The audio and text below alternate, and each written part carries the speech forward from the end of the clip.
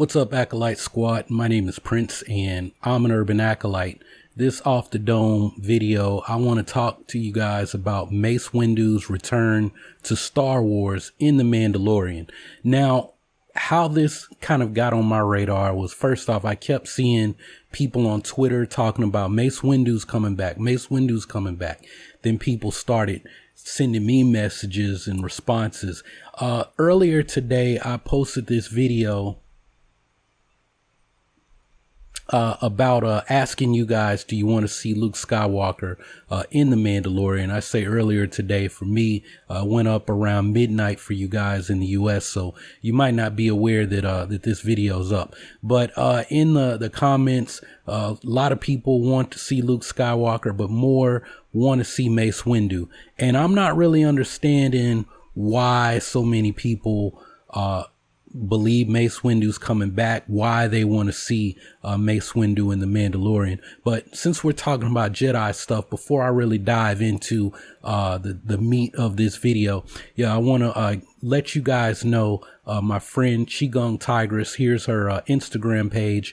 If you want to give her a follow, if you're interested in Qigong, meditation, all that Jedi stuff. I mean, Qui-Gon Jinn's name comes from literally the word Qigong. Ying, some of y'all know she's a good friend of mine. She finally has taken the jump into teaching, something that I had been telling her to do like 2 years ago, this exact time, right? So her birthday was Friday. It's her dirty 30, and she's doing a flash sale on her Qigong courses that she's teaching. It's like a monthly thing. I'm guessing you get new lessons every month. This is White Tiger Qigong, which actually she trained it here in Thailand, up in Chiang Mai. At one point I was going to also get certified with this, but I'm going to focus strictly on martial arts Qigong. If you want to know the differences between, well, I don't know much about White Tiger, but I know it's primarily a health Qigong. If you really want me to talk about Qigong and what I do versus what Ying is doing, you have to follow me on my other channel, because I'm not gonna talk meditation, none of that stuff on this channel anymore moving forward. But anyway, follow her on Instagram, Qigong Tigress. You can hit her website. I think it's qigongtigress.com. Get in on the flash sale. Use the code birthday30 to get 30% off your monthly subscription. There was also a giveaway for people, but that is expired. But I'm gonna, be telling you guys about this until the flash sale is over, or at least throughout this week. But anyway, let's get back to Mace Windu and The Mandalorian. So, I did kind of a quick YouTube search, because I wanted to know, like, why are so many people talking about Mace Windu in The Mandalorian? You see Star Wars Meg, up and coming channel.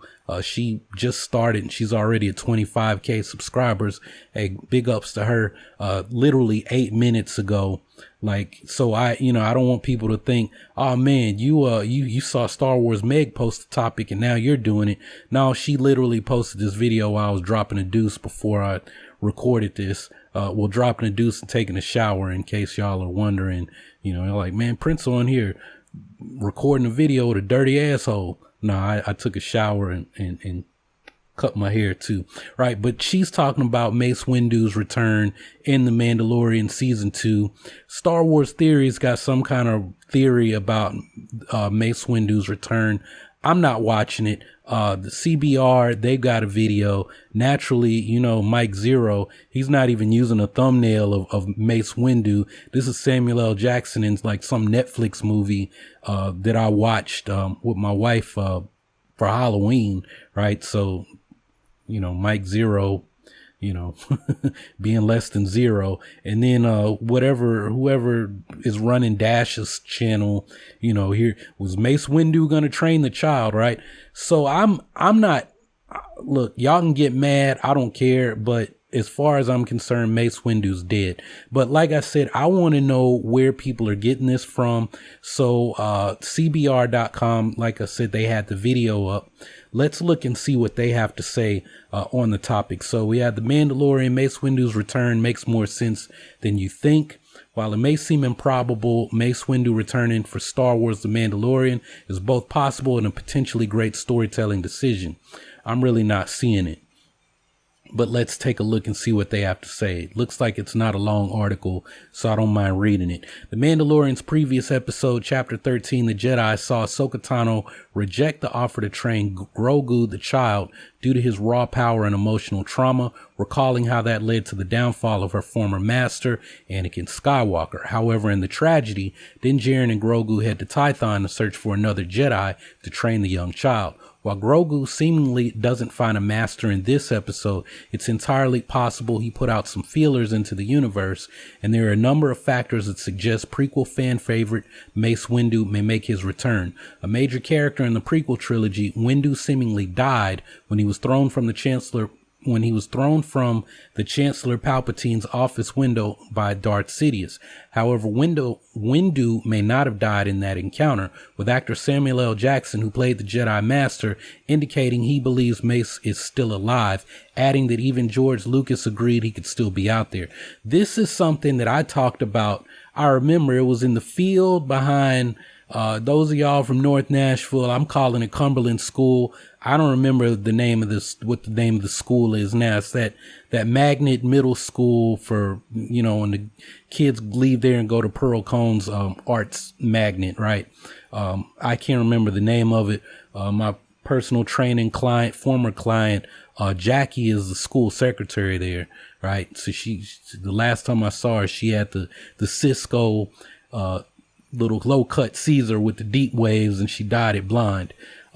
So, those are my North Nashville peeps. Y'all know what I'm talking. Y'all know that field that I would always record videos in. A lot on my other channel. My name is Prince. That's the name of the channel. Like, some of y'all are asking, Prince, what's your other channel? And I'm like, my name is Prince. And you're like, yeah, I know your name.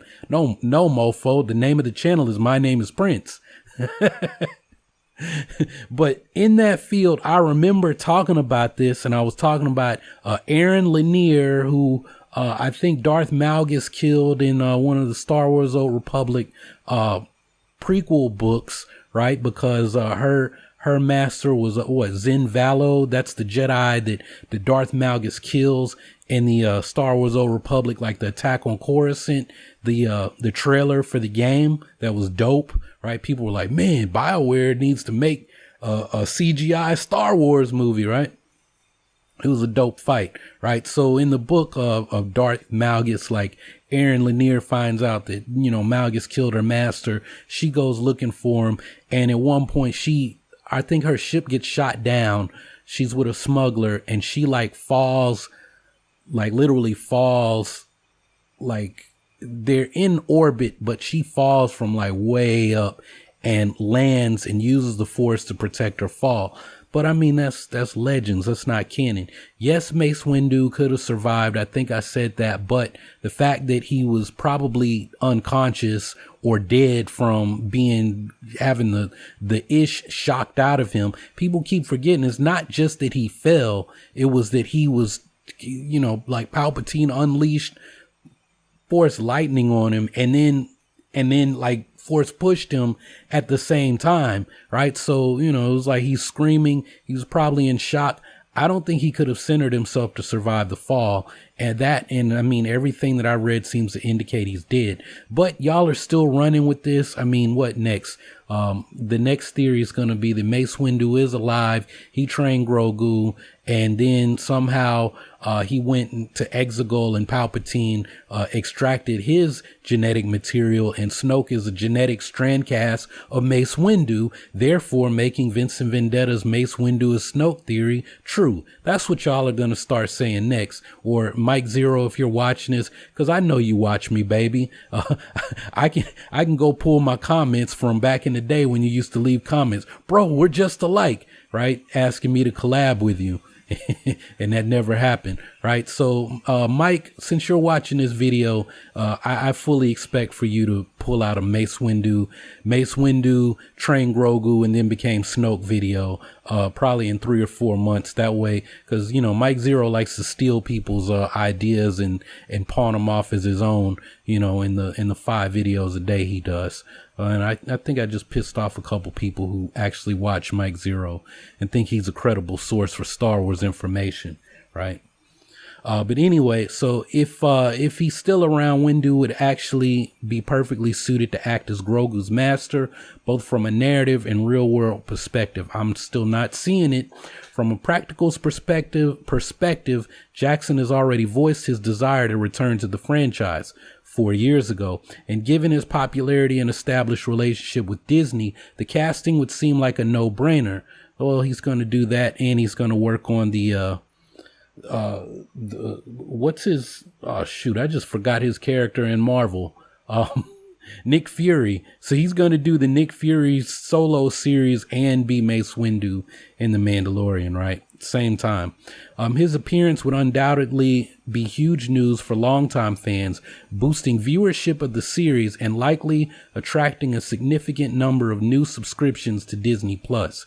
Is Mace Windu's character actually that popular? Because I don't know who needs to hear this, but Mace Windu was kind of arrogant in the prequels. And I like Samuel L. Jackson. He's my homeboy, Chattanooga, Tennessee represent, right? I probably used to drive through his old hood when I was a student at UT Chattanooga, UTC, right? Back in grad school from 2001 to 2003. But I'm just not a big Mace Windu fan, right? People, when I say there needs to be a cool black Jedi, they're like, oh, but you guys got Mace Windu. Well, Mace Windu was supposed to be cool, but he was too stuck in tradition, and Mace Windu is the reason that the Jedi fell, right? He played a big part in them taking the L, and that goes back to George Lucas's like original notes for the Star Wars, right? Is Mace Windu that character? The disappearance, the death of Mace Windu brought about the Jedi Purge. After Mace Windu died, and I think it was going to be that Darth Vader, the Dark Sith Knight, the Sith Knight killed Mace Windu and then began to eradicate the other Jedi that he hadn't already turned on, for whatever reasons, right? He kills Mace Windu, becomes a Sith Knight, and then begins to systematically hunt down the Jedi to the point of the remaining Jedi to the point of extinction is, I think, the story originally. And then the Emperor wasn't going to be a Sith Lord, but it was just going to be a corrupt bureaucracy that was running the Empire. With the Emperor, no one ever saw the Emperor, and that's we slowly started to get that, and that accounted for the downfall of the Empire, right? Is that the Emperor was trying to push everything off on the bureaucrats, the Moffs, and so that he could focus on becoming immortal and achieving true ultimate power through discovering the full powers of the dark side of the Force. Right. But let's finish this. So as for the story, Windu's relationship and strengths from his time at the Jedi Temple make him uniquely suited to handle Grogu. Mace was always portrayed as being a close friend of Yoda, suggesting he is among the few individuals in the galaxy with substantial knowledge of Grogu's species and the theoretical limits of their Force abilities. Mace had two masters. We saw him with his as a Padawan in some of the comic books, but if you read on Wikipedia later, Yoda became Mace's master. I don't know if it was like, well, Mace had already passed the trials and become a knight, and then he continued to learn under Yoda, or if Yoda actually took over as his training as his master, and he was a Padawan to Yoda as well, because the way if Mace is younger than Dooku, because the way the Dooku stuff makes it sound, it had been a long time since Yoda had taken on a Padawan. But if Dooku is older than Mace Windu, then then Yoda would have trained Dooku, and then he could have trained Mace Windu as well. And I think that Dooku is much older than Mace Windu, like I'd say at least by 20 years. So that is possible that Yoda took on two Padawans, and that, after Dooku, went on, becomes a Jedi Knight, and then eventually a master, If Mace and Qui-Gon are around the same age, then that would totally make sense, because, you know, Dooku had Rael Avaros and then Qui-Gon Jinn, and like I said, if Qui-Gon and Mace Windu were both around the same age, Mace could have had his first master, then got passed off to Yoda. Yoda could have trained him, and then, you know, and that still would have been decades before we see them in the prequels. I'm gonna go with that one, that Yoda trained Dooku and then took on a second Padawan or apprentice in Mace Windu, right? And Mace Windu would have been later on in his training, in his development, right? He would have been closer to being ready for the trials, right? But anyway, so let's get back to this. So there is a deep relationship between Mace and Yoda, right? If Yoda trained or played a part in Mace Windu's training. So it says it's even possible that Windu may have met and even taught Grogu in the past. As Ahsoka said, he had been trained by many masters when the Jedi Order was still functional. This familiarity would make it a lot easier for Mace to connect with Grogu in a way that Ahsoka couldn't. If the child recognizes a familiar face, he may be more inclined to trust him in the same way that he trusts Din. Furthermore, Grogu's emotional trauma was so severe that he has even blocked out certain memories. Complicated emotions often lead Jedi to give in to fear and turn toward the dark side, which is why the Order often refused to train certain initiates. However, with the Order gone and the Jedi in disarray, the style of Windu's personal connection with the Force and his preferred lightsaber combat form could help Grogu channel his negative feelings. Windu was one of the few known masters of Form 7, known as Juyo, and even developed his own variant named Fapad. Fapad was one of the most violent forms of lightsaber combat and relied on its user successfully tapping into the rage and anger of the dark side to draw its power without giving in completely. I don't think that's exactly canon anymore, right? Juyo is a Sith form of combat, right? And in the Book of the Sith, there are two forms of combat. One is a fast form. The other is that you use the Force basically to make yourself faster, more agile, kind of like Yoda's fighting style, and Obi-Wan, when he was a Padawan, used that style before he changed. He changed to what, Form 2? I don't know. I know I'm the martial arts guy, but I don't.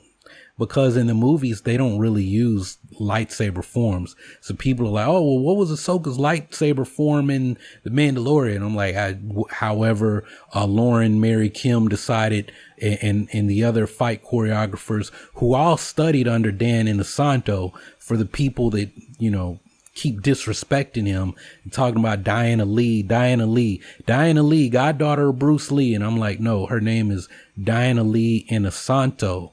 Dan Inosanto, Bruce Lee's student and best friend, and basically all of the top fight choreographers in Hollywood studied at Dan Inosanto's Jeet Kune Do Academy out in Los Angeles, right? Lauren Mary Kim even studied with him, and she does some C-Lot and some other stuff, right?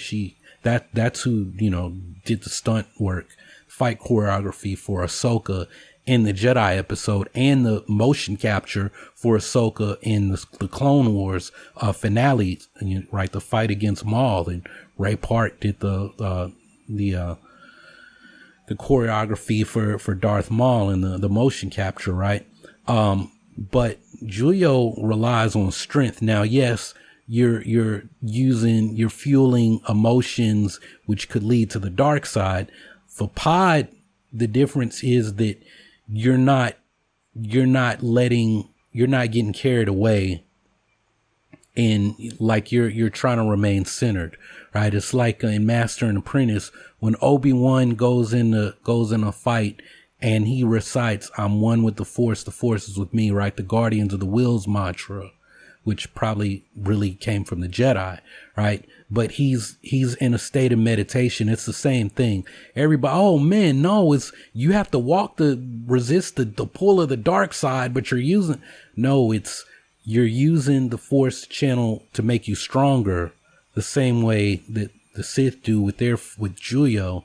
But with Vapad, the focus is you're trying to remain neutral. You're trying to remain centered, right?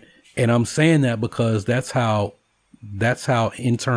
Chinese internal Kung Fu works, that's why you have to meditate, right? That's why, like, I talk about Tai Chi and I'm like, if you don't do these certain exercises, you can't do Tai Chi, right? You can't do Bagua. You can't do Xing Yi. You can't do Ili Chin. You can't do, I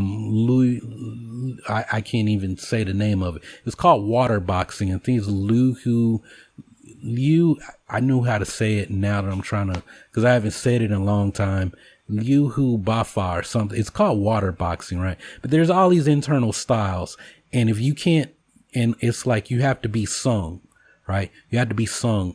One word for sung is relax, right? But it's not, relax. It's like your muscles, they can't be tense, right? Even trying to sit here talking to you guys, I'm tense in the body, physically tense. You have to be relaxed in the mind. Well, how do you relax your mind? You have to meditate. You see, when I talk about all this Jedi stuff, I keep saying, if you understand the Tai Chi principles, you'll understand the Jedi and the Force, and you'll start to listen to people talk about this, and you're like, that sounds like bullshit, right? That what you're saying sounds like bullshit, and you just if you continue on that path, you start to tune it out. Like, I can't even like listen to that, right? It's like y'all, my sneakerheads, they have like a Scotch Guard that you spray on the Jordans or whatever your fresh sneak kicks are, right? And then they'll like throw water on it, and the water like beads and just bounces off. That's how you get when you hear this stuff, and people are like, man, why you got to shit on all these other channels? Why you hate on them? It's like, I'm not hating on them. I say, yo, I can't listen to that. I don't want to hear that, because it's like, I'm not like an expert on this, but I'm living it. I'm living the thing that it's based on, right? And when you live that, and you're striving and training to achieve that, and then on top of that, it's like, and I know the hero, and I'm studying the hero's journey. I don't want to say I know it, because you never fully know anything, but I pay attention to the hero's journey, and I see how this starts to fit in to the formula, right? Because I saw a comment about somebody doesn't understand the hero. They think that like Joseph Campbell saw Star Wars and then wrote a hero without, or they said wrote the hero's journey. And I'm like, that's not it at all. First off, we're talking about Joseph Campbell's like life work. He's written tons of other books on religion, and especially a lot on Eastern religions that I actually want to read. Like, if I say a lot of stuff, like if I could go full time on YouTube, and some of my friends who are YouTube millionaires, if I'm like them, like I would legit want to find out if can I get a degree in Joseph Campbell, like the works of Joseph Campbell. It wouldn't be a degree in that, but it'd be like a master's, MAR, Master of Arts in Religion, and like Joseph Campbell studies. It would be beneficial to me because all the stuff he's done on Buddhism. Maybe Joseph Campbell and Eastern studies, right? That would be dope. You want to talk about getting deep into Star Wars and some other stuff I like Final Fantasy 14. So much stuff. I mean, the game is out of Japan, but it's so much like rich, Eastern culture in Final Fantasy 14, the game, the MMO, probably in the other Final Fantasy games, because they all kind of they're all kind of telling the same story, but a different way in a sense. I'm thinking all the primal gods or icons, they're all, everywhere. But like Garuda's a female god of like these lizard bird tribe, and Garuda's like the official symbol for like government symbol and symbol of the king here in Thailand. And then Garuda drives the chariot for Shiva, Hinduism. So much like I said, anyway, I'm geeking out, but this is off the dome, so I'm allowed to do that. Let's get back to this article.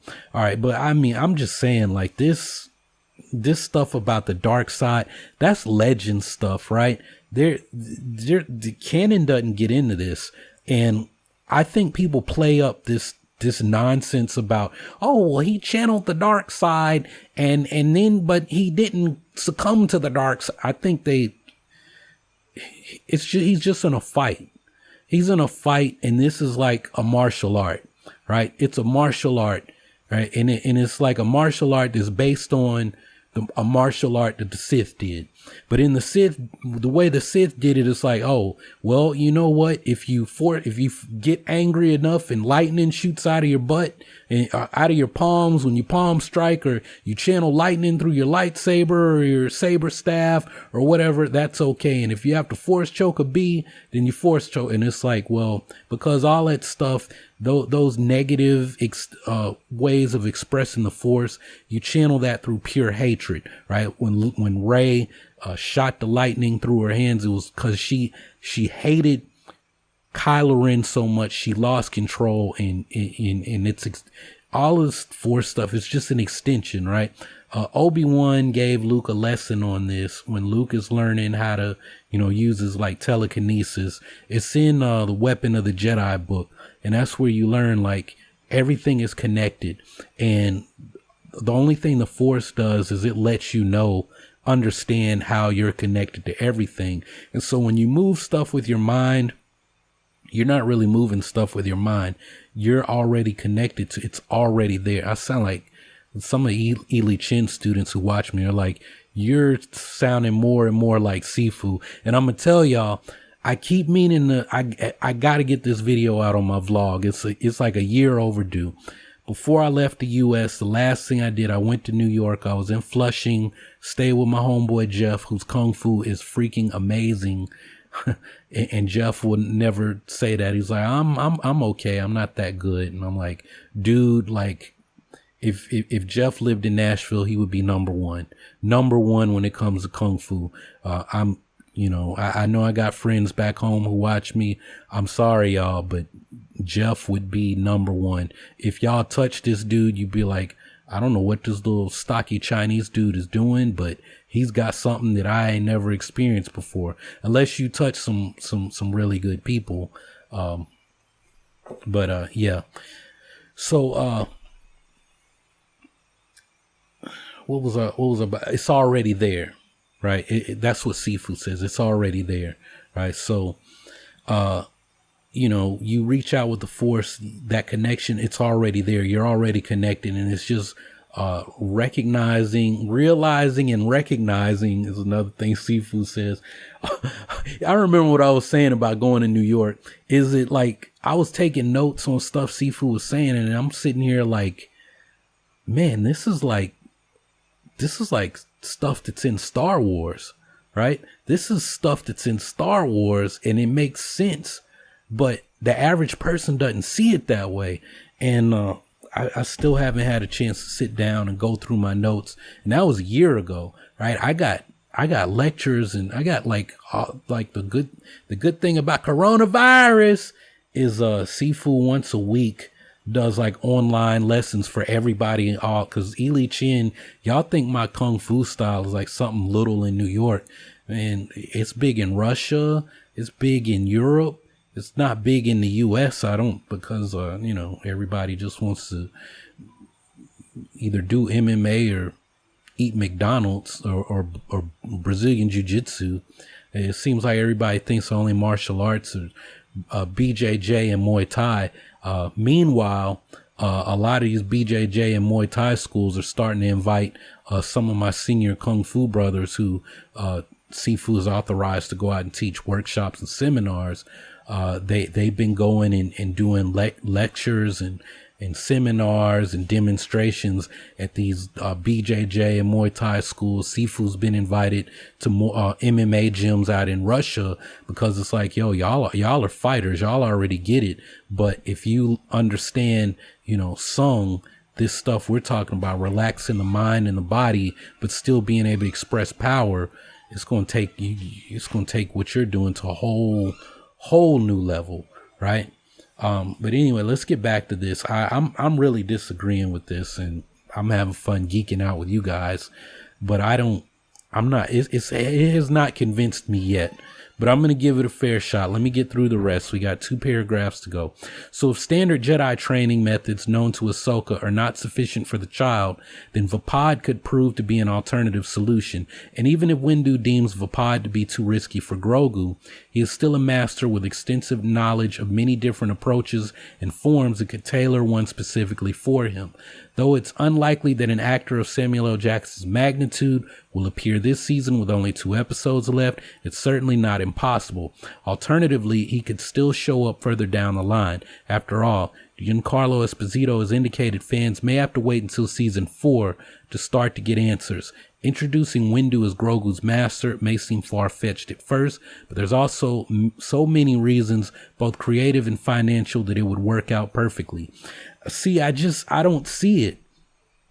Is Mace Windu that popular that, oh man, this show is like, I think number 3 all time streaming or something like that, and having Mace Windu is just going to push it over the top? I don't see it. I don't think, I mean, Mace Windu's dead. Like, I don't understand why we need Mace Windu to come back. Like, he's going to save the Mandalorian. Why can't we just have somebody new? Right? Why can't there, I said in the Luke Skywalker video, I'm under the impression that at least 100 Jedi survived Order 66. That, of course, that number was diminished during the Purge, but I'm thinking maybe there's 20 Jedi who made it out of everything. 20 Jedi just out there. That might be, that might be a big number, but I mean, we know Ezra's somewhere unaccounted for. Cal Kestis is unaccounted for. Grogu, I'm counting him. He was a youngling at the Jedi Temple, and I'm not even counting Luke, because we know, like, Luke wasn't a survivor of Order 66. He was born after that. But you know, Luke and Leia are there. What's Karnuk Sin? His grandfather left the Jedi way before the Clone Wars, I think, and Inquisitor was hunting for him. He's out there. Right? He's out. I mean, he's not going to show up and train, Grogu, but he's out there. Right? I named 7 well, no, cause some of those are canon, like Mara Jade. She doesn't exist right now. And then, Kyle Katarn doesn't exist right now. I'm saying Finn is the Kyle Katarn of this canon, right? Because he basically has Kyle Katarn's story, but has he even been born yet? I think Finn is like a baby now. Like, I think Finn was supposed to have been like 24. So 24 when The Force Awakens starts. This is 25 years, but so Finn hadn't been born yet. Rey won't be born for another 4 or 5 years. You know what I'm saying? Like, but I said we got Ezra, we got Cal Kestis. I'm gonna say Siri, but I thought she died in the game. I don't know. I haven't played it. I'm sure somebody's gonna spoil it for me before I get to play it. If she cut herself off from the Force, and I don't know what the deal is with that, why she can't like reconnect with the Force. Maybe it's too traumatic or some bullshit like that. You know, I need a real reason, not the end game reason. Like, well, why didn't Siri just run around as a Jedi? You know, I'm sure there's a real reason that she cut herself off and can't establish another connection, you know, that probably makes more sense if I played the whole game, but I really don't care, just to be honest. You know, one day I'll play the whole game. But that's 4 right there. We don't know where Quinlan Voss is. We don't know Yaddle, what happened with her. She disappeared after the Phantom Menace. I know in Legends she died, you know, I think trying to protect Anakin. But, you know, we don't really know what happened. There's that messed up Muppet looking dude that I mentioned. So that's 5, 6 right there. Series master, course, he was old before. He'd be really, really old now. Apparently, he may not be dead. So that's what, 7. Did I count Quinlan Voss in that? That 7 or 8. Who else? There, just trust me. There's other. I'm sure there were other Jedi, other Padawan, who went into hiding, who were living, regular, ordinary lives, who could show up. And I would prefer that it just be somebody new, right? So, I mean, here we got Screen Rant, the Mandalorian Season 2 fan poster imagines Mace Windu as Baby Yoda's teacher. So everybody's pushing this, right? But I don't see it. And all they're going by is that Mace Windu, that Samuel L. Jackson said that Mace Windu's not dead, that Mace Windu survived. Now, I mean, here's really the nail in the coffin, right? Is that Luke Skywalker talks about Mace Windu as if he's dead, right? Let's go down, because I read through this. Luke Sky, and I have the book, but it's all my stuff is packed. We're riding out to Bangkok tomorrow to go look at the potential new place, probably the new place. So we're like already packing, and if we like it, we're gonna put down the deposit, 2 months rent, come back here, pack all our stuff up, I'm guessing, and ride out. And things are gonna get crazy because I don't know how I'm gonna post videos and how long it's gonna take to get internet access. So I might have to pull out my phone and just record something and upload it and tell y'all, hey man, I can't even edit this video. It is what it is. This is straight up off the dome from the phone until we get everything set up out there. But I'm excited to have a studio and everything, and be able to get stuff out consistently here and on my other channels, the other channels that I have, especially my vlog. Like my vlog is I'm really hoping my vlog is like dope. Like the plans I have for it might get bigger than this channel, right? And I got like long-term plans for that. Stuff I was trying to do with this channel, I'm doing over there because it makes more sense. But like here, Luke Skywalker talks about Mace Windu being this great hero of the Republic. And he kind of says, if Anakin hadn't turned and betrayed Mace Windu, to Windu's credit, Skywalker concluded that he could have succeeded in putting a stop to the corrupt Chancellor's machinations had he not been betrayed by Skywalker's own father. Mace Windu could have stopped Palpatine if Anakin hadn't turned on him, right? And then feel the Force flowing through you, Rey. Mace Windu is one of the people speaking from the nether regions of the Force to Rey. And I know that in the novelization of The Rise of Skywalker, says it implies, that not every voice that Rey hears, not everyone is dead, or some of them may not be dead.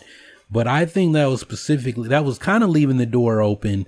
But, there's also, the people who are Force ghosts, Obi-Wan, Luke, are they actually dead, right? We assume that we hear Ahsoka because Ashley Eckstein is one of the people voicing it, and she, voiced Ahsoka. So, people said, oh man, Ahsoka must be dead. But then it was a question about, is she, right? Because Dave Filoni, that's when he started teasing the Ahsoka the White, right? He showed Ahsoka with Gandalf, and it's like, people thought I was dead too. So that's why I started calling Ahsoka the White, right? But when we see her in The Mandalorian, right, she's Ahsoka the Gray. She's still Ahsoka the Gray, meaning she's not the Ahsoka the White that we saw in the Rebels epilogue, right? So, I mean, I know, some of y'all, you're stuck on this Mace Windu thing, but look, man, like everybody keeps talking about the fall, but I mean, what about, like, he shocked him. You could see this man's skull. We've never seen anybody get Force lightning like that. Like, Luke was about to die, right? When when Vader stepped in, Luke was gonna die. So I know nobody ever died from Force lightning. So to the people who were saying they want to see Asajj Ventress in The Mandalorian, Asajj Ventress died from Force lightning, during the Clone Wars. Count Dooku killed her. She tried to save her lover, Quinlan Vos. I'm sorry if you never heard that story. George Lucas's daughter, was, helped write the story that, the Jedi were going to send Quinlan Vos to assassinate Dooku because he kind of walked that thin line between light and dark. And they were like, well, if anybody can do it, Quinlan Vos can do it. And it ended up turning him completely to the dark side. And he became Dooku's apprentice for a while. And Asajj Ventress, in her efforts to save her lover, because like I said this in another video, I fully, well, I mean, not even I believe it, it happened, right? He smashed that. They were like, yo, man, well, let's forget about this mission. Let's run away and make Force babies and just forget about all this stuff, right? Is that, but Dooku turned him to the dark side because, Quinlan Vos's little, Force history book, ability. What do you call it again? Cal Kestis had it too. Karnuk Sin had it in, the Force Collector, right? He touched, a lightsaber that belonged to his master, and he found out that, Asajj Ventress, killed his master, right? That was one of her early missions for Dooku. She assassinated Vos's master, and that broke Vos, and he turned on Ventress. But she loved him, and her dying act was to redeem her boo, right? Quinlan Vos, after he saw Ventress die, he, escaped because obviously he didn't defeat Dooku. Anakin did, and took her back to Dathomir and gave her a proper Night Sister burial, and he vowed to do the work necessary to be the Jedi that she would want him to be, if none of that happened. So Ventress is dead. Dooku's dead. Yes. Mace Windu's dead. I'm sorry, y'all. I know, Star Wars Theories got 1.8 million views, and, on a lot of people on YouTube think that the bigger your channel is and the more views your videos get, that automatically makes you right. The algorithm doesn't care about if your video's right or wrong, right? It's all kinds of people that get big views.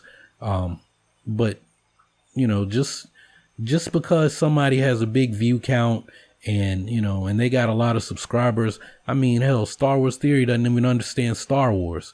And that's not me hating or dumping on him. He said it himself, right? Freddie Prinze Jr.'s little rant, it was, I don't understand,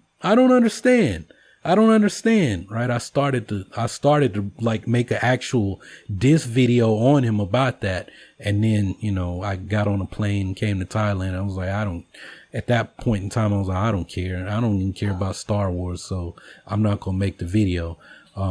Y'all, man, you need to do off the dome. I don't want to do the video because what did I say earlier about, it's like when you spray the Scotch Guard on the Jordans, on the new Buck Jordans, and then you splash water on it and the water just beads and just bounces right off. Like, that's how my brain is. That's how my mind is right now.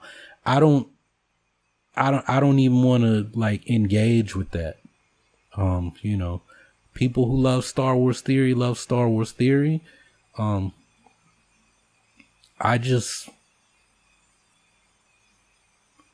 haven't really heard anything out of his channel because I don't watch his videos. I watched a few of them back in the spring for my YouTube research, and I was just like, you know what? And that's when I came out with a video where I was like, I need to shut this channel down because all the stuff that I was learning from my YouTube coach about how to look at YouTube, how to do research on my videos and the videos and the content that I need to make.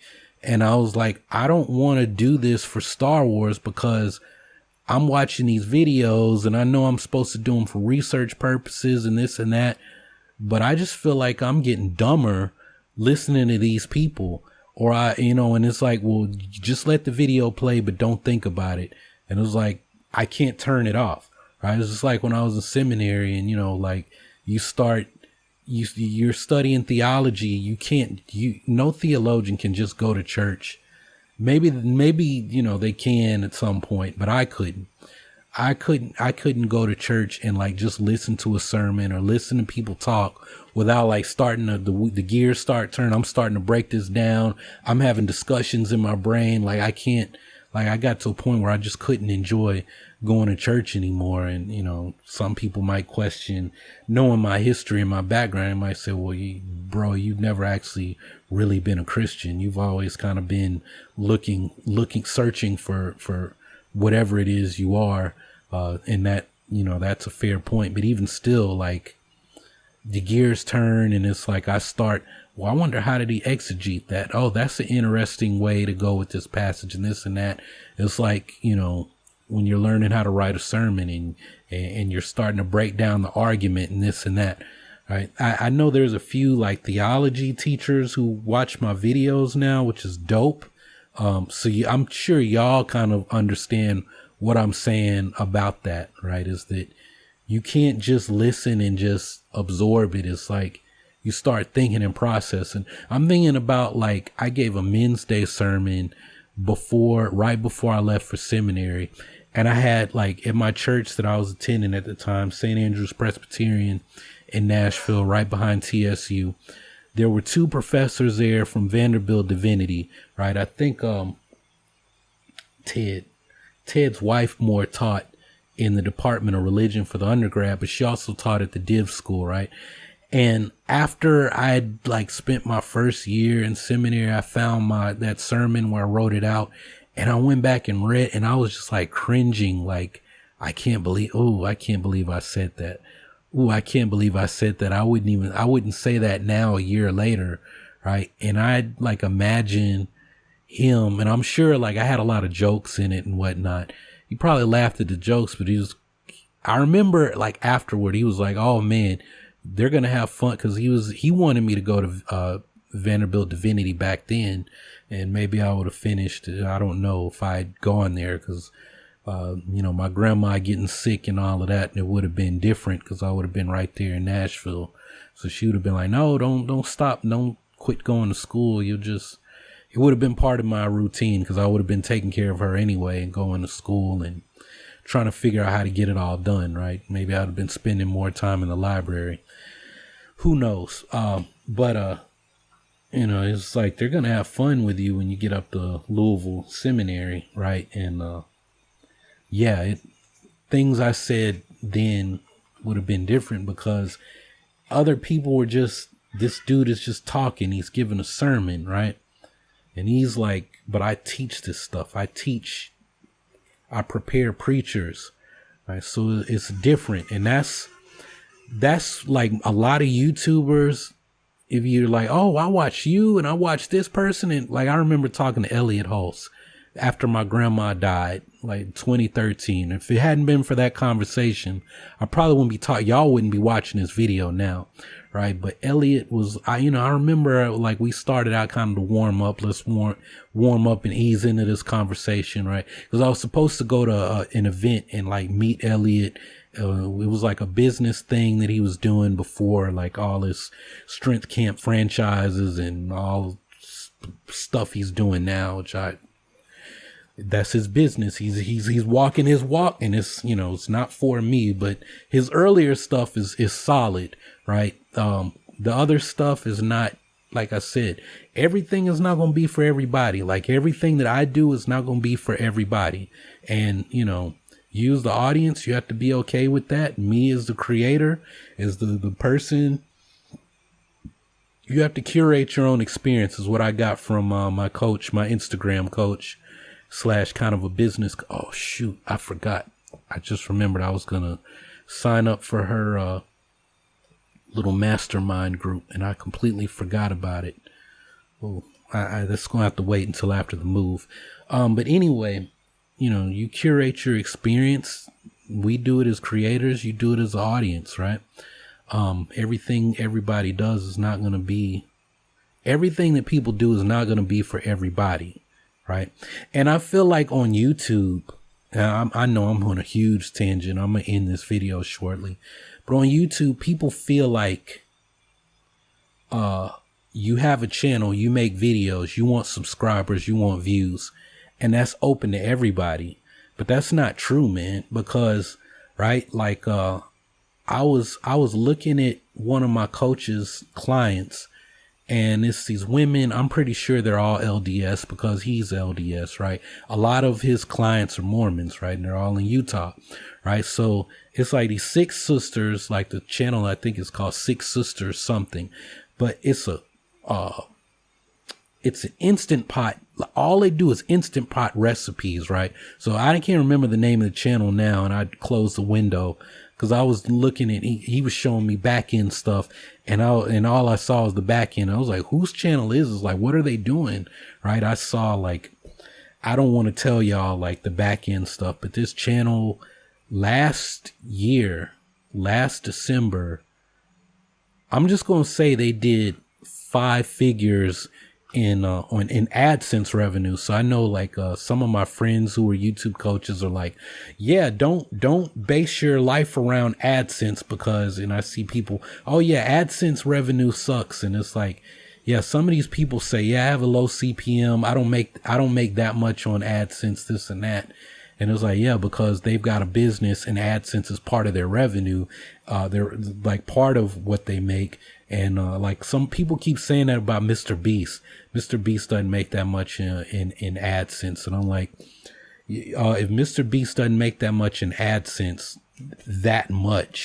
then he's got an incredible business that's like, he's getting money like everywhere, right? He's probably like losing money, you know, just getting up and going to drop a deuce. Like he's like, oh, I just lost $100. Well, let me go find it. Oh, where did I misplace that 500? Right? Cause this dude's got more than just the Mr. Beast channel.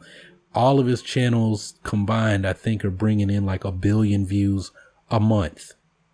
1 billion views a month. So he could have a low CPM and all he's got is Genshin Impact ads running on his channel, right? AFK Arena. I don't know if y'all even, I get all these like gaming ads in Asia, right? And he could have like $1 RPM, like a 250 CPM, which would be a horrible RPM, right? That's like how much you actually get from your CPM.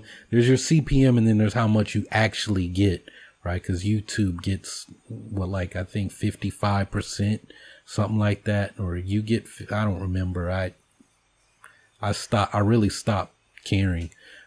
Because now you can see your RPM. It's like how much you actually get paid per like 1,000 views or something like that. Ironically, my channel is super high because my audience is older, right? And y'all get ads for stuff that costs a lot. It costs a lot to advertise to you guys, right? So like a lot of these channels, you know, there might be a bunch of kids watching, right? Like under 18 to 24. My audience is over 30 primarily. And I know some people are going, but Prince, I'm young and I watch you. Well, why you got to do that? You don't see the back end of my channel. I'm telling you, the majority of the people who watch this are over 30, right? And that's who I kind of make content for. People over 30, right? Somebody got mad about my comment about if you weren't at least in high school when the prequels came out, I don't really want to hear what you have to say about the prequels, right? Somebody got mad. Well, what does that have to do? Because I don't make videos for people your age. Not really, right? I don't make videos for children. I know I have children who watch me. Hey man, that's awesome. You want to hang out? Like, Keandre is one of my students. He watches me. Michelle, who was Keandre's classmate, I think Michelle might be a senior now. Michelle subscribed to the channel at least. I don't know if she's watching. Michelle's attention span is way too short for this video. I'm just being real, right? But Michelle might be a senior, so she was subscribed to me when she was like 15, when she was a sophomore, but she knows me in real life, right? I was kind of her teacher, right? Mr. Bell, Mr. Bell, what you gonna do when you go home after school? Take a nap? Come on, Mr. Bell, you gotta make a video, right? She would get on me every day if I didn't say I was going home to make a video. You got to make a video, Mr. Bell, right? But, like that's when I sat down, I'm like, who am I making videos for? Some people, I just want to make videos. Right? But when you open a business, and if you look at your channel as a business, who's your audience? Who are you selling to? I just want to sell to anybody that'll buy my stuff. If you're trying to talk to everybody, if you're trying to sell to everybody, you're not talking to anyone, right? That's the first thing. Who is your ideal customer, right? So with this, with the whole Star Wars theory thing, these other people, they make videos for who they make videos for, but I don't make videos for people to go for this stuff, man. The homie Chris Ryans, he shout out to Bro Axiom. He was like, yo, man, I don't want to hear about Mace Windu and the Mandalorian anymore. Mace Windu's dead. If somebody's going to get in the comments and you upset that I said Mace Windu's dead, I don't want to see him in the Mandalorian. Hey, man, you do you. You feel the way you feel. But I'm just telling you, unless something changes, but everything that I see says that Mace Windu died. And I'm saying, like, I'm going to end on this note. The Revenge of the Sith novel, Princess not canon. Pablo Hidalgo said it's a form of canon. And to go back on, because everything I could just do one video and just say everything, and because I feel like I repeat another video, right? Because the stuff doesn't change. It was a video I did last week. I said you have to think of, when you read these stories, you have to think about who the narrator is, who is the audience, right? So there was a narrator for every time you tell a story, there's a narrator. So you can have the same story being told differently because there's different narrators. You have the same story being told differently because it's a different audience, right? If you don't believe me, look at the synoptic gospels in the Bible. So the New Testament, the books about Jesus, you got Matthew, Mark, Luke, and John, right? And the synoptic gospels take John away. Matthew, Mark, and Luke, right? Matthew, Mark, who shot J.R.? No, I'm just playing, right? So Matthew, Mark, and Luke, the synoptic gospels, they're basically the same, but they're different, right? They're the same, but different. A different narrator, different audience. My theology teachers, if y'all are still watching, y'all will love this, right? It would be dope if y'all use this in a class. Like, let me just cut this part of the video out and play it for my class. This dude teaching the synoptic gospels on a Star Wars channel, right? So Matthew, Mark, let's just say that a dude named Matthew, a dude named Mark, and a dude named Luke actually wrote these books, which they didn't. Right. So Mark's came first. Now they say there's a Q source. What does Q stand? I forgot what Q stands for. Kel, the French word Kel. I can't remember. It's been a hot minute, and all my notes are in America in my attic, and the way things are going, I'll probably never see that stuff again. And I'm cool with that. Right. Somebody buy my house, throw out all my shit, even all my books. I'm okay, right? Just give me the money. I can replace that stuff here in Thailand and probably be cheaper, except for the books. I just have to chalk that up and say that's life, right? But anyway, so this Q source, so whoever came up with Q, Matthew read it, and then Matthew was like, Q was dope, but I can do it. I can do one better. Here's my version, right? And then Matthew reads Mark, or was it Luke? No, I'm gonna say Luke came last. Right. So Matthew reads Mark, and he's like, well, I like Mark's book, but I've got something different in mind. I want to go in a different direction. So I'm going to take what Q had and what Mark had, but I'm telling this to different people. Like Mark is writing to all these Jewish people who are new Christians, right? Who are following the way. This is what they call Christianity, for the way, right? But I'm trying to establish that the church, that now we are the church, right? So my audience is the people coming later who are part of this church that we had, not the first group, but the people coming later, right? Their grandchildren who are part of this church that we've started, right? So that's how I'm going to write what Q had and take what Mark had, right? And then Luke steps in and he's like, yo, man, what Mark wrote was dope. What Matthew wrote was dope. But my audience, they're not even Jews, right? These are Roman converts. These are Greek converts, right? They're not even in the promised lands, right?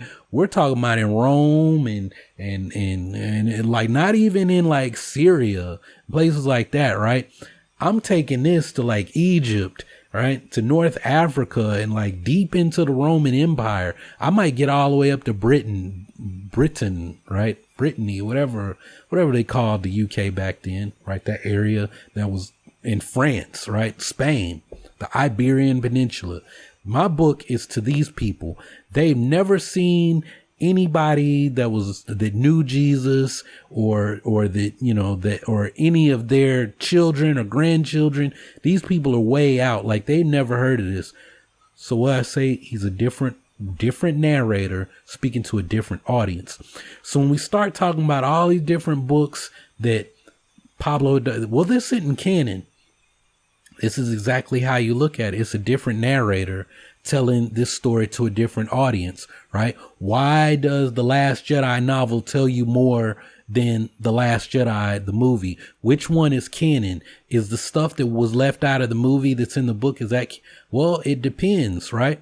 They're both canon. They're both, because at the end of the day, they're telling the same story, but one gives you more information than the other one, right? Who is the author? Well, it's a different author, right? And actually the novelizations, well, with the exception of The Force Awakens, it was based on an earlier script of The Force Awakens. I don't know the situation for the prequel books, but even the original trilogy, right? Like, I read the original trilogy books a long time, like when I was in college. I think I read them like, during, winter break, my senior year, when we were going on road trips, you know, cause I coached, you know, I was a student coach for the women's basketball team. So I'm traveling with them over the holidays. And since I couldn't be on campus, like coach would drop me off in Nashville and then they go on back to school. And then when they go to another away game on a road trip, either my grandparents would drive me to meet up with the bus, or my granddad would drop me off somewhere. The bus would like stop through Nashville. He dropped me off. I get on the bus and go on. So that's when I read the original. So I don't even remember it, but I know that there are things in there that, like Obi-Wan telling Luke about the Force, says more in the A New Hope book than he does in the movie. And I want to say the book came out like a year after the movie, something like that. I don't remember, right? But the point is a different audience. Who is the audience? The audience is the people who read the books. Not everybody watch Star Wars going to read the books, right? And that's why it's a different, like my Bible analogy, different writer speaking to a different audience, telling the story to a different audience. You get more details. Who's the audience? The people who want those details, right? So all of that being said, the Revenge of the Sith novel, when Anakin goes in and he sees Mace Windu and Palpatine fighting in their duel, it says that he's sensing them through the Force. He's sensing all their movements. Like he's watching the fight, but he's also watching the fight through the Force. And when Mace Windu gets Force lightning and shocked and sent through that out the window, Anakin said that Anakin feels Mace Windu dying through the Force. He couldn't feel him anymore. He felt, it went out. It was extinguished, right? That's what it says. And somebody, it's been a hot minute since I read that. Somebody can fact check me if you want to, but I'm pretty sure it says that Anakin sensed Mace Windu died through the Force. If he didn't die, then why would Anakin, that was what led to Anakin turning to the dark side. Like it was like, I just committed an irredeemable act, right? I played a part in the death of Mace Windu. He dropped to his knees. What have I done? Right? What have I done? I cannot take back what I just did, right? There is no turning back from this point onward, right? And the only thing that could turn him back was seeing it almost happen to Luke Skywalker too. Like, think about it. Mace Windu survived. How does that bring about Vader's redemption, right? He started to see the same thing happen to Luke. And the only other person we've seen shocked with Force lightning to where we could see their skull was Vader, because, you know, what did I say? If Palpatine had fired Luke up again with some Force lightning, Luke was going to die, right? Palpatine said it. He was like, now you will die, Jedi. Something like that, you know, so be it, Jedi, right? He was like, and now you will die, right? And, you know, George Lucas put this back in, but no, right? And he picks up Palpatine, Sidious, and he's getting shocked in his little ventilation box, you know, got fried, and you're seeing Vader's skull through his armor and everything else. And, you know, it was too late for him, because Luke didn't know how to do force healing to save Vader's lungs, right? And that's it, man. Like, I can't understand, why do y'all feel the need to retcon stuff? Well, they're gonna retcon the sequel trilogy. Y'all need to get this word retcon out of your head, right? Because what in Star Wars has ever been retconned, right? Don't count them taking Legends out, because there were different levels of canon, and the A canon was only stuff that George Lucas worked on. I don't care about he authorized this and that. Yeah, he authorized it because it's like, oh, you want to write about Star Wars? Yes, I authorize you to do that.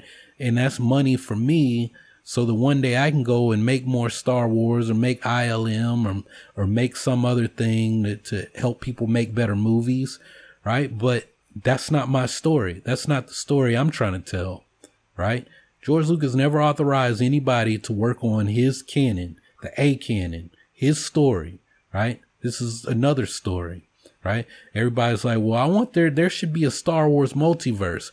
There is. It's called Legends, right? Those legends exist in the Star Wars universe, in the canon universe, right? But they're not the official. That's not what really happened. That's not on the real timeline, right? I mean, and really, if you want to go look at multiverse stuff, man, there's a movie coming out called The Multiverse of Madness, right? There's a DC has a Crisis on Infinite Earths. You go watch that other stuff, man. Why do you need Star Wars to do what everybody else does? Just let Star Wars be Star Wars. Why are we trying to create all this other stuff when people don't even understand the story we have, right? You want there to be a multiverse, but you don't even know that Asajj Ventress is dead, and Mace Windu died, right? It's like, you want Star Wars to be pick your own adventure. And if that's the case, hey man, why don't you obtain the scripts to the Star Wars movies, especially the ones you don't like. Change the names, change the locations. And when you do that, then you got to go back through the script and change everything that corresponds to the things that you changed, right? You make a few other minor changes, call the Force Ether, call it, I don't know, whatever you want. Change the Jedi, change all the stuff that would get you sued, right? You change a few details. Now you've got an original story, right? Go shop that around and sell it, right? Something you don't like, whatever, and then whatever it was that you didn't like about it that you thought needed improving, improve it. And then shop that script around. You got a script, you got a movie. You might have the next Star Wars, the next new thing that's like Star Wars but different. But y'all got to stop running with this. I know people say it's fun, but it's not fun when 2 years from now, when The Mandalorian wraps up and people are mad and I'm seeing all these videos, they should have used Mace Windu. They should have done this. They should have, right? Just like The Last Jedi had people hyped up to see all this stuff. We were going to see Luke Skywalker kill the Knights of Ren and do all this other stuff. because Mike Zero said it, a bunch of other people said it, all these blogs said it, like all these, we got this covered, we got this clickbait site start saying it, and then it doesn't happen, and then everybody's like, oh, this sucks, I hate it, Star Wars is dead. Just learn the story, man. Like, you know what's fun? It's fun to just talk about how much you appreciate what happened and to dive in. That's what's fun to me, right? Everybody's like, oh, you're taking the fun out of it. I'm having fun just with the story the way we have it. Why can't we just ask questions and say, well, I guess we got to wait on the answers, right? What's going to happen with Grogu? Who's going to answer the call? Luke Skywalker is. And if he doesn't, then they got to explain why. How do you know how that works, right? Grogu sent out a WhatsApp group message, and Luke Skywalker's ass ain't on the WhatsApp. He ain't even got a phone. He ain't got, where he is, he ain't got signal, and he's not in the WhatsApp group. So, I mean, like, if I hop on, I don't have a WhatsApp, but if I hop on, or no, you know what? If a bunch of my friends, Ely Chin Kung Fu friends, have a WhatsApp group and they send out a message and they're like, yo, man, we need a dope Ely Chin video on YouTube. And people are like, oh yeah, Prince is going to do it. Prince's ass ain't in the WhatsApp group. So Prince don't know nothing, don't know shit about shit. Right? So how's Prince going to make the video? How am I going to respond to the call? We don't know how that thing works that Grogu did. So, you know, somebody was like, well, if Luke doesn't respond, Luke is definitely going to respond or something like that. And I was like, how do you know that he's definitely going to respond, that it's only appropriate? We don't know how that works. That might be something. Oh, yeah. We have this Seeing Rock on Tython. And if somebody goes to the Seeing Rock, they can communicate with all the Jedi. But you have to do this certain kind of technique through the Force to understand it. And every Jedi who was trained at the temple was taught that. Well, you know who wasn't taught at the temple? Ezra Bridger and Yoda. You know, I mean, Ezra Bridger and Luke. Sorry, I say Yoda. Ezra Bridger and Luke Skywalker weren't taught at the temple. You know who was? Ahsoka, right? That's why she would know that. And that's why she would tell Din Djarin to take Grogu there. And she might be meaning, she might know that Luke Skywalker's out, the hero of the rebellion and Anakin's son. But Luke wasn't trained at the temple, and Luke doesn't know about that on Tython. Maybe he does later, but not right now. This is young Luke, 5 years into I'm a Jedi Knight. And as far as I know, I'm the last Jedi. And, you know, and I got some searching to do, right? And we see that he has been Solo as his Padawan, and he's still calling himself the last Jedi, right?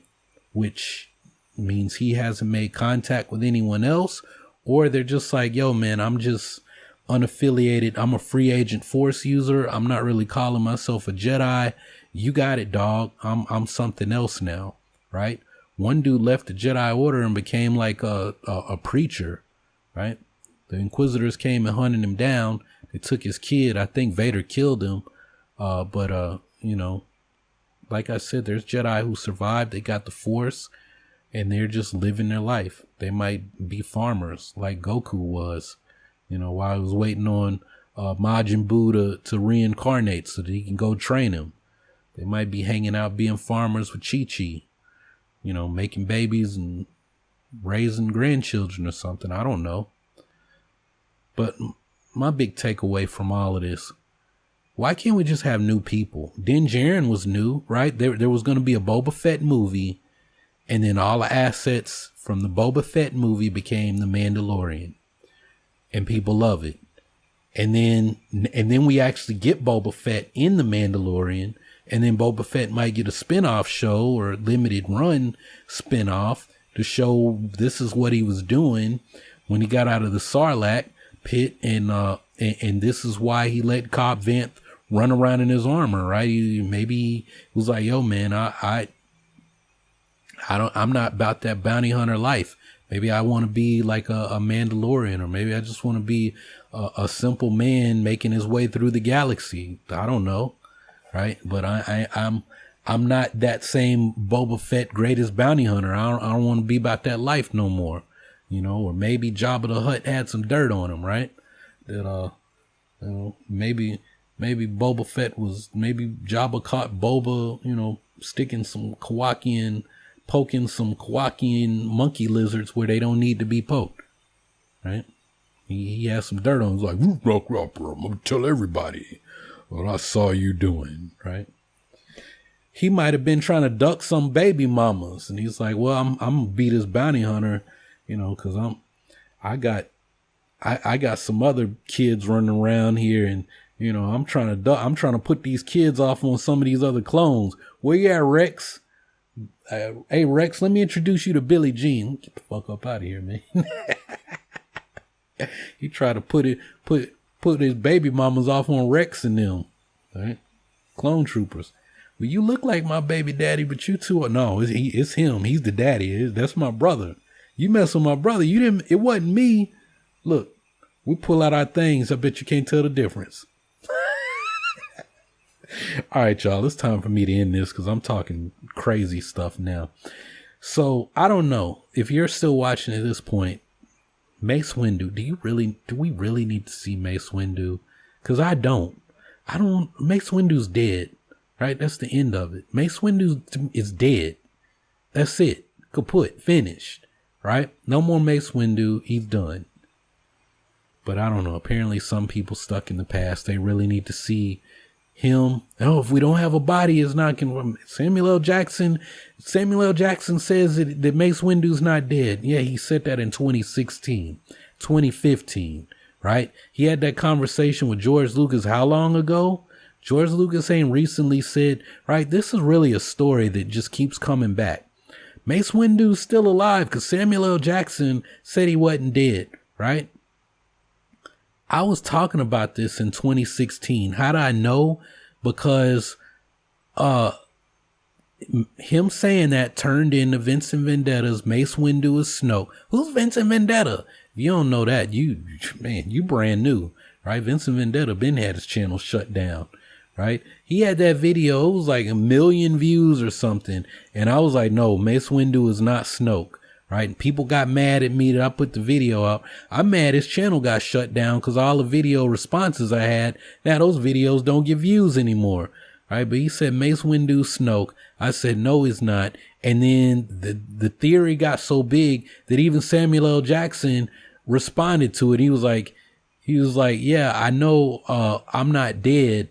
My character's not dead. To me, George Lucas, I asked him about it. He was like, oh, you know, he could have survived, but that's George Lucas just trying to pawn him off. Like, he was like, no, that motherfucker's dead. When I planned this shit out in 1973, he was dead. His ass was dead in 1973 before I even made the damn prequels. It's 2020. Y'all still talk about Mace Windu is alive, right? I told you that was his name. Mace Windu was dead. He was going to be the Grandmaster. There wasn't even going to be a Yoda. You know why there's Yoda? Because Alec Guinness got sick when they were getting ready to start Empire Strikes Back, right? And they were like, well, we need somebody to train Luke. Well, if we have a puppet, and Alec Guinness is, well, we don't have to worry about the puppet not making it through, you know, all the other two movies, right? So that's where Yoda comes from. Yoda was like plan B in case like Alec Guinness died or something, right? We got to have a reason. We got to have a backup plan. And then Yoda was there, and now we got Grogu, right? Mace Windu was actually the Yoda character. Mace, and it's like, you know, well, we're still gonna go with this Mace Windu character, but now it's Mace Windu, and he's dead, right? In 1973, when George Lucas was writing this stuff on a napkin, Mace Windu, Grandmaster of the Jedi, dies, and that starts the Jedi Purge. And what happened in the prequels? Mace Windu dies, and then we get Order 66, and that starts the Jedi Purge. Why can't y'all just let this dude be dead, man? There's no coming back. He's not training Grogu. He's dead. Okay? That's it. I should have said that an hour ago, and this video would only been 20 minutes long. He's dead. That's it. I don't need to see him. But hey, man, my wife is tired of hearing me talk about Star Wars now. I'm tired of talking about Star Wars for today, and these lights are too bright. I'm ready to upload this video and call it a night. We got a long ride to Bangkok in the morning. Hopefully this townhouse is going to be dope. I have a place to work out. Get this COVID belly off of me. Well, I know my wife is calling me a fat ass now. I done got fat, y'all. I'm supposed to be a trainer and I done got fat. For real, I am. I'm like 210 right now. My training weight is like 175. When I had my gym, I was 175. So y'all do the math. It was like, man, I'm not signing up to train with Prince till he loses some weight. It is what it is. My wife can cook, y'all. And I can eat. But it'll come off probably quickly once I start back skipping rope and training kung fu and everything. So yeah, I'm looking forward to it. It's supposed to be like a park or something near the spot. So that'll be good for me doing some getting some qigong and kung fu stuff on my other channel. That's gonna be heavily focused. So I'm gonna tell y'all, I'm gonna end the video now, but after this. But the channel is gonna be. I'm thinking about like the topics. I mean, I've got stuff there now, so it's not like this is a new channel. The channel's been there. It was the old videos that used to be here got moved over there, but it was like I really didn't have any direction or anything. Now the focus is like it's the hero's journey, but I'm telling the hero's journey through like in a personal vlog. Right. I had a long talk with Tim Schmoyer's assistant, Landon, I think is his name. We had a long chat about it. And then like I've been working with all kinds of coaches and everything, trying to figure out what to do with this channel. Right. Cause I'm like, you know, it's like all the stuff I talked about wanting to do is like, now I got the opportunity to do it. And how do I do it? I don't know. Right. So it's like, internal martial arts, Bruce Lee, because Bruce Lee videos, people love to watch Bruce Lee videos. I don't know why, but they do. Well, I know why, but I don't know why. Kind of travel type stuff. Like it sounds like it's all over the place, but when you see it, it'll actually make sense, right? It's a vlog, it's narrative, but there's different types of videos. So it's not like, oh, today I'm talking about kettlebell. No, it's like, if I do it the right way, you really won't know. Like every video tells a story, but it might be, oh, well, this video is telling a story about a kettlebell training thing, right? I kind of experimented with, oh no, those videos, I put them on here, but they originally were on there. So y'all, it wasn't many of y'all that saw them, right? But I had a vlog I was trying to do for like one of those vlog every day in August type deals. And it was like, oh, well, yeah, today I trained and I did and I would show y'all and I'd be walking in my neighborhood. That was really what I was going after, but I didn't know the stuff I know now. Now it's like, okay, there's some planning out and it's not going to be an everyday thing. With all the planning, there's no way I could vlog every day over there, and I don't need to. But that's giving up some YouTube strategy stuff that's like inside trade secrets. So I'm not going to tell y'all about that, right? But every channel don't need to upload videos every day. I don't care what some of my other friends who are YouTube mentors and gurus say. You don't need to post a video every day, depending on what your content is and what your channel is about and how much work goes into it. Like I said, that Six Sisters thing where I was talking about audiences and whatnot. Like, I'm pretty sure I'm not their ideal person. I don't even have an Instant Pot over here. I haven't seen many Instant Pots here, which is weird, you know. Well, it's not weird because, you know, every place has different stuff that they cook and ways they cook it. It's weird for me coming from the US where everybody is all of a sudden Instant Pot crazy. But I have seen a few of them. I've just been afraid to get them, and I'd be afraid to have one shipped here because the voltages and everything's different here. But I think like their channel is more, like I said, the women, they're all LDS, so it's probably got like this whole family value, like Mormon family values vibe to the channel. A lot of Mormon LDS families are big, so it's like, oh, here's a 5 dump recipe Instant Pot video, right? For a big family, they got this Instant Pot. You dump 5 things in it. You got a meal for a big family, right? Is their audience. I don't remember why I got into that. I just really love talking about YouTube stuff.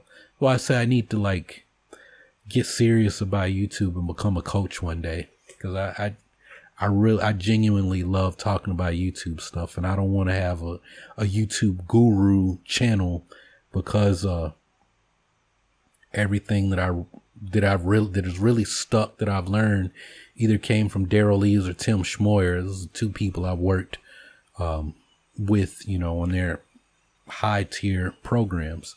All right, so it's really, I should go work for Daryl or Tim. Two, they let me. But anyway, this has turned into an actual podcast on YouTube, which is that's all right. Mr. Happy, who does Final Fantasy 14 videos, he has a podcast that he like does on Twitch about Final Fantasy 14, and he does like every Monday, like Mr. Happy Monday or Happy Mondays or something like that. This Monday, he's probably, of course, he's in on the West Coast. He's in California, I think. So, it's like 7:40, but so he'll probably do his Happy Monday video while I'm asleep. And I need to charge my power bank, because I'll probably watch it on the way to Bangkok on Tuesday, which it almost is. It will be if I don't shut the fuck up in this video and get it posted. It's already 10:40 p.m., right? Dark outside. So that's all I got. Thanks for hanging out. Thanks for letting me rap with you guys. Mace Windu. I need to, before I go, I need to say this, right? I said it doesn't make sense to me to see Luke Skywalker in The Mandalorian.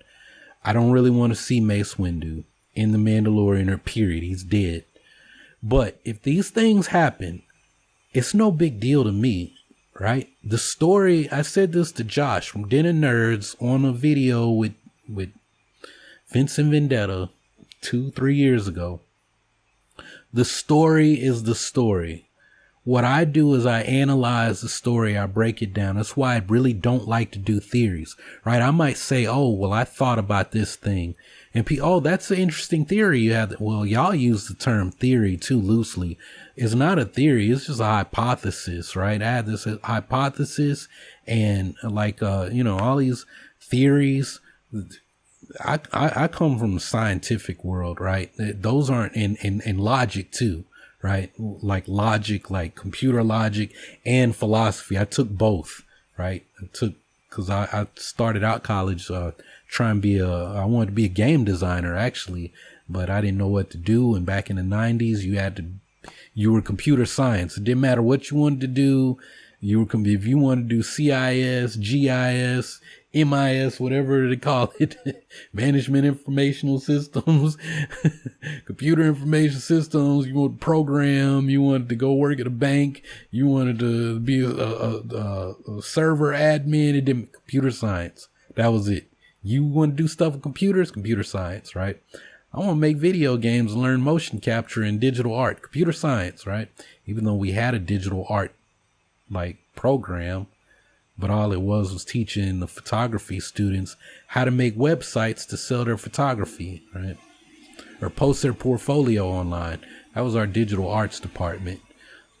Maybe things are different at Swanee now, but not back when I was there. So yeah, I had logic in my little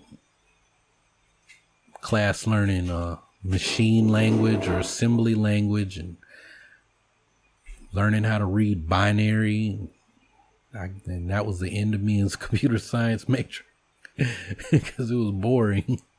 And then I jumped into philosophy, and then after philosophy, art, then religion, right? So I jumped all over the place because I really liked this one philosophy teacher. And I learned just because you like one particular teacher doesn't mean that should be your major. Cause yeah, I went to like a philosophy major thing and I was like, no, I'm not doing it. I don't even like these people. I don't like these other teachers. I just like that one guy, that one crazy guy that wears a hat, wears a helmet because he thinks squirrels are following him, throwing nuts at his head. I think a squirrel dropped a nut on his head once and he was convinced that like these squirrels are taking orders from an alien who's telling squirrels to follow him everywhere and throw nuts at him. So he like wears a hell. I wish I was lying to y'all about this. I wished I were lying, but this is a true story, right? He was a great teacher though. He used to laugh at all my jokes.